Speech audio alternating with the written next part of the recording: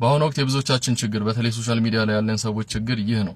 ይህንን ቪዲዮ ተመልክተን ራሳችን የት ቦታ እንዳለን እንገምግም እንፈልገው። የብዙ ሰዎችን ህይወት ሊያድን ይችላልና ኮፒ ሊንክ እና ሼር ማድረጋችሁን እንዳትረሱ። ሚስጥር የሚባል ነገር የለም። ስለ ገላ መሸጥ ይወራ ነበር አይደል? እንዴት ሰው ገላ መሸጠው ምን አይባል ነበር? አሁን የማይሸጠው ምናችን ነው? ገላውን የማይሸጥ ሰው የለም። ገላውን የማይሸጥ ሰው የለም ማለት ታዋቂነትን ፍለጋ ሰውነቱን የማያራቁት ሰው የለም።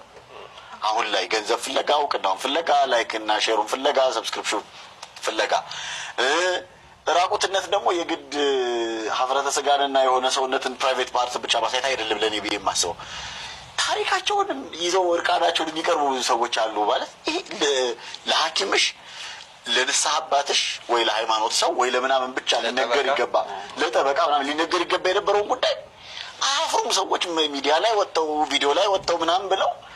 ከዚህ ጀርባ ያለው ምንድን ነው ብትለኝ ታዋቂነቱን ተከትለው ገንዘብ ይፈልጋሉ። ሃይማኖቱም ሰዎች ላይ ቅድም ብር ያለው ተመሳሳይ ነገር ሃይማኖቱን ማሳወቅ ሃይማኖታቸውን ማስተማር ሳይሆን ጉዳዩ ያለው ላይ በዛ መልኩ የሚገኘው እውቅና እንዴት ወደ ገንዘብ እንደሚቀየር የሚያስቡ ሰዎች፣ ካልኩሌት የሚያደርጉ ሰዎች፣ ያንን አቋራጭ የሚፈልጉ ሰዎች መምጣት ጀምረዋል። በቃ የቢዝነስ ስትራቴጂ ተብሎ ሲታሰብ አሁን አማካሪዎች ጋር ቢዝነስ የሚያማክሩ ሰዎች ጋር ሄደ ከሆነ እንደ አንድ ስትራቴጂ የሚነግሩ ሁሉም ሰዎች የሚነግሩ ይሄንን ነው። ሶሻል ሚዲያን አስብበትና ደህና ሰው ቀጠረና እንደዚህ አድርግና ምናምን ሊሆን ይችላል። አንዱ ምርጫ ሊሆን ይችላል። አሁን ማሰብ እንዲያቀተን፣ መረዳት እንዲያቀተን፣ ሙያን እንትን ማድረግ እንዲያቀተን በደንብ ዲጂታል ግለሰብ እየተፈጠረ ይመጣል። ከዛ ይኸውልሽ ይሄ እያደገ ሄድና ወደ ግለሰቦች መጣና አሁን የምናክማቸው ሰዎች የዲፕሬሽናቸው የመደበታቸው መንስኤ ሰዎች አይወዱኝም ብለው የማረጋገጫቸው መንስኤ ራሳቸውን ለማጥፋት መንስኤ ሆኖ መምጣት ጀመረ። ቪዲዮዎቻቸው ተለቀቁብን። እንትኖች መጀመሪያ ሰዎች የቀረጹት ቪዲዮን ለምንድን ነበር? ከዛ ያ ቪዲዮዎቻችን ተለቀቁብን ብለው ሰዎች ታመው ይመጣሉ። ሰዎች አይወዱኝም እንዲህ አድርጌ ምንም አይመልሱልኝ ምናምን ብለን ዲቴል ስንጠይቃቸው ሰዎች ማረጋገጫ አድርገው የሚነግሩን ይሄንን ሆነ።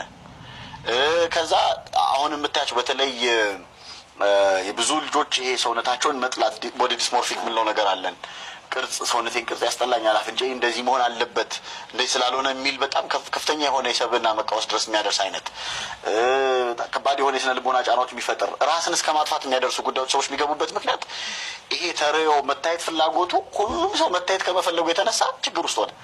ምን አጠፋው? አሁን እኔ እያልኩ ያለሁት መታየት ችግር ነው ወይ ከሆነ እናንተ ሲሆን ለመታየት አይደለም ወይ እንዲህ ቀርጻችሁ ያላችሁት ብሎ ሰው ቢጠይቀን ብዬ እያሰብኩ ነበር። ስለዚህ ጉዳይ ስናወራ ጥያቄው ያለው ሰዎች አስቀድመው የሚበልጠውን ነገር ካደረጉ ያኛው የሚመጣ ነበር። አሁን ገለበጥ ነው።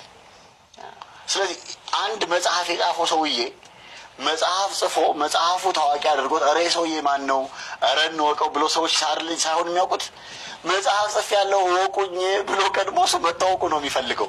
ቀድሞ የሚዘጋጀው ለዛ ነው። ታዋቂ ነኝ ብሎ የራሱን ይሄ ቲኔጀርነት ነው ያልኩት ኢማጂነሪ ኦዲየንስ ይፈጥራል። ይወቁት አይወቁት ማን ይሁን እንኳን የማያውቁት ሰዎች በሌሉበት ሀገር እታወቃለሁ ብሎ ዶክተር አለማየሁ ዋሴ አንድ ንግግሩ ላይ በጣም የሚገርም ንግግር ትዝ ይለኛል። ኢትዮጵያ ውስጥ የሚታወቀው ጥላሁን ገሰሰና አበበ ቢቂላ ብቻ ናቸው እታወቃለሁ ማለት የሚችሉት የሚል አርጊውመንት ነበረው እና ብዙ ሰዎች የሆነ አዳራሽ ውስጥ የሆነ ሰው ስላያቸው በቃ ዓለም ሁሉ የሚያውቃቸው ይመስላቸዋል። ከዛ ቲኔጀርነት ነው ያልኩት ኢማጂነሪ ኦዲየንስ ይፈጥራሉ። ልክ ይሄ ቅድም ያልኩት አዳጊነት እድሜ ላይ ያሉ ሰዎች ሰው ሁሉ እኛን ነው የሚያየው የሚል የራሳቸውን ኦዲየንስ ፈጥረው አክት እንደሚያደርጉት ሁሉ አክት የሚያደርገው በስቷል።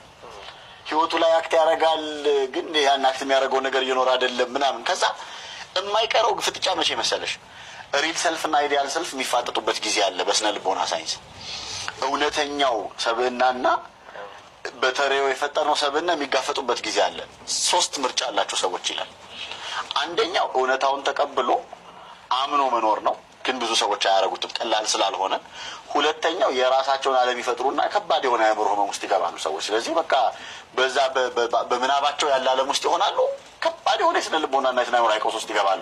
ሶስተኛው ከዚህ እውነታ ለመሸሽ ራስን ማጥፋት ነው ይላል እና ብዙ ሰዎች እየሆኑ ይሄንን ስል በጣም ተመልካቾች በደንብ እንዲረዱ የምፈልገው በተለይ እንደ ስነ ልቦና ባለሙያ የምናገረው ራሳቸውን እያጠፉ ያሉ ሰዎች በሙሉ የተሬው ችግር ነው አላልኩም፣ ወይም ደግሞ መታየት በራሱ ችግር ነው አላለም። ግን የብዙ ሰዎች ላይ አስተዋጽኦ የሚያደርግ ሆኖ ግን መጥቷል እና ያሳጣን ነገር ሙያን፣ ስነ ምግባርን፣ ዋጋ የምንሰጣቸውን ጉዳዮች፣ ለስኬት የሚከፈሉ መስዋዕትነት፣ መደረግ የነበረበት ልምድ፣ መያዝ የነበረበት ጊዜ፣ ለመብሰል የሚጠይቀውን ወቅት፣ መታገስን የሚባሉ ነገሮችን በሙሉ ሸርሽሮ አጥፍቶ ሁሉም ሰው የሆነ በምናብ ያለ እንትን ውስጥ እንዲኖር ያደርገዋል ብዬ ነው የማስበው። እና አካሄዶቻችን ቅድም ብሬ ሃይማኖት ላይ እንደቆየው እኔም እነዚህ ነገሮች አስባለሁ ብዙ ነገሮች ውስጥ የገባን ይመስለኛል።